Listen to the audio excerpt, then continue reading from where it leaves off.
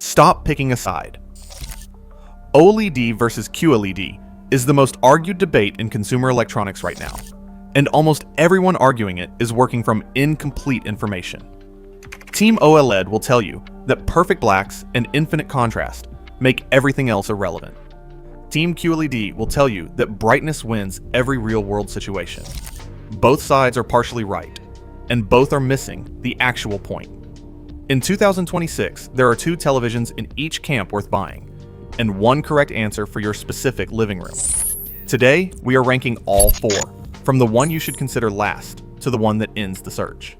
By the end of this video, you will know which side actually wins for your situation, and why the answer is probably not the one the internet told you to pick. If you have ever been paralyzed by this exact debate, while a purchase sits in your cart, subscribe. We settle arguments with data, not brand loyalty. We are starting on the QLED side. Number 4 is the TCL-QM8, and the case for this television starts and ends with one word: sun. If your living room gets direct sunlight for any significant part of the day, every OLED television on this list will disappoint you. Not because OLED is bad, because OLED panels have a brightness ceiling that afternoon sun can push past, washing out the image and turning premium contrast into an expensive reflection of your own curtains. The QM8 does not have that problem. HDTVTest measurements place its peak brightness in the same territory as panels costing 3 times as much. It does not negotiate with ambient light. It overpowers it. The mini LED backlight, combined with a dense array of local dimming zones, also means the QM8 delivers contrast that genuinely competes with the OLED camp in a lit room. Dark areas of the image stay dark while bright highlights explode. Daytime football, weekend gaming with the blinds open, afternoon movies with children running in and out. This is the environment the QM8 was built for, and in that environment, it is very difficult to beat at its price. Carol bought the QM8 specifically for her open-plan living room, where the kitchen and salon share one large space with windows on 2 walls. She wrote to us that during afternoon sports, it looked like nothing she had owned before. Completely clean, no reflections. But that same night, with the lights off, her husband put on a thriller. She said the villain's coat in a dark alley scene looked like a flat black rectangle with no folds, no texture, no depth, just a shape. She was describing black crush, the QM8's deliberate trade-off. To hide the faint glow that mini LED backlighting produces around bright objects, the processing algorithm aggressively closes the dimming zones in dark areas. Shadow detail disappears. Nighttime cinema loses its craft. This is the QLED compromise in its purest form. Brutal in the light, blunt in the dark. If your primary use is daytime content and bright room viewing, the QM8 is the smartest money you can spend. If you watch serious cinema after dark, it will frustrate you. Subscribe if this is already clarifying a decision you have been stuck on for weeks. Number 3 stays on the QLED side, but moves into entirely different territory. The Sony Bravia 9, where the TCL QM8 wins through raw power, the Bravia 9 wins through intelligence. Sony's XR processor is the most sophisticated motion and image handling engine in any mini LED television currently available. FlatpanelsHD testing confirms its motion resolution sits approximately 40% above competing processors. For sports content, that means the ball does not smear, the player does not blur, and the camera pan across the stadium does not stutter. For upscaled content, it means older cable broadcasts and lower resolution streaming sources arrive on screen with a naturalness and texture that cheaper processors cannot replicate. The Bravia 9 also solves the one anxiety that keeps serious buyers from committing to OLED. Burn in. OLED panels can develop permanent image retention when static elements like news tickers, sports score bugs, or game HUD displays sit in the same position for extended periods. The Bravia 9 has no organic layer. No burn-in risk. None. For the consumer who watches 8 hours of cable news a day or leaves a game paused for hours at a time, this is not a minor consideration. It is a deal-breaker resolved. The Truva ATI is a combination of price and geometry. The Bravia 9 carries a premium that requires justification, and that justification weakens the moment viewers move off the central axis. The VA panel delivers its full performance to whoever sits directly in front of the screen. Viewers in side seats experience a visible shift in color and contrast. Wide family seating arrangements expose this limitation every single session, and only 2 of its HDMI ports run at full bandwidth for next-generation gaming, a limitation that feels deliberate at this price point. Who wins the QLED round? For sports and peace of mind, with no risk of burn-in, the Bravia 9. For bright rooms on a rational budget, the QM8. Neither beats what is coming next. Now, the OLED side. Number 2 is the Samsung S95F QD-OLED, and this is the television the gaming community has quietly decided is the answer to every question they have. 144 Hz. It has input lag that Rtings places at the absolute top of its category.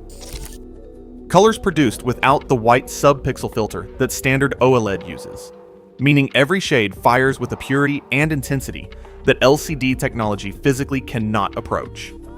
A matte anti-reflective coating absorbs direct window glare without compromising the infinite contrast of the panel beneath.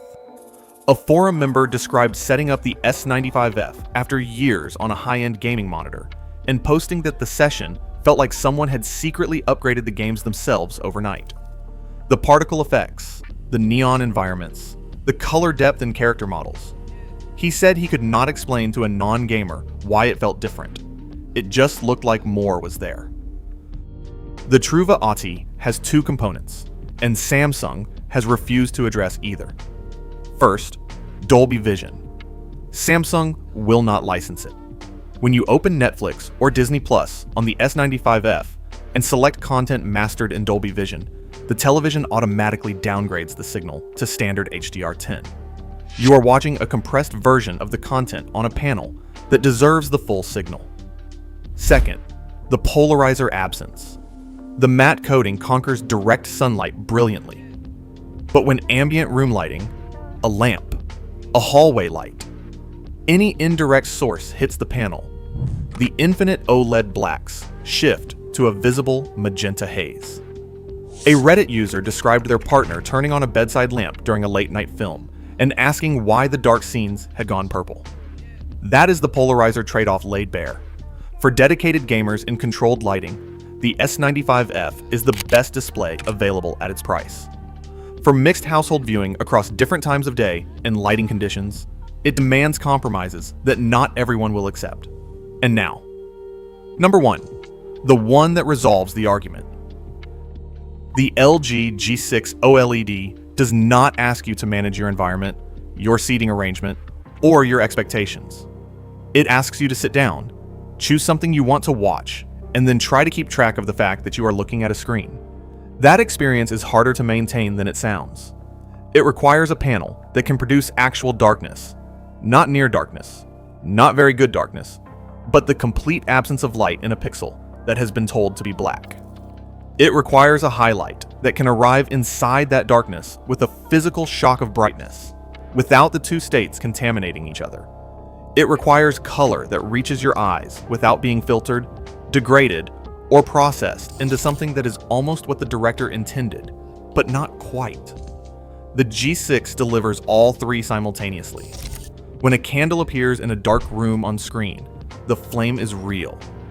When a spaceship crosses the void is real. When a face is lit by a single overhead light in a thriller, the shadow on the other side of that face has depth and dimension that tells you something about the space the actor is standing in.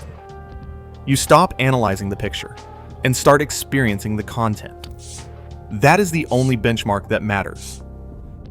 AVForums calibration testing places the G6 at reference monitor accuracy out of the box. Consumer Reports ranks it first in their 2026 OLED category. Geek Squad service data shows the lowest callout rate of any premium panel in their current inventory.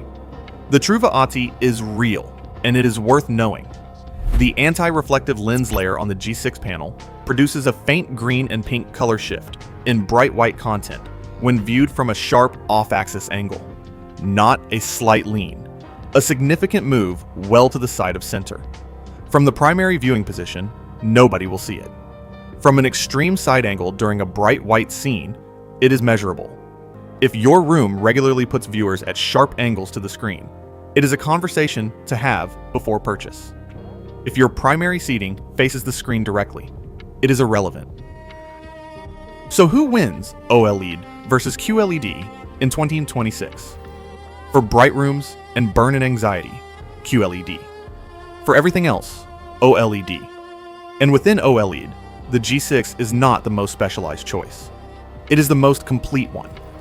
Stay close, because right now, retailers are hanging World Cup deal tags on premium TVs and slashing prices by $2,000 overnight. Some of those drops are genuine opportunities. Some of them are clearance moves on hardware the manufacturer knows is being replaced. If you walk into a store chasing a World Cup deal before our next video, you will not know the difference until it is too late. We will see you there.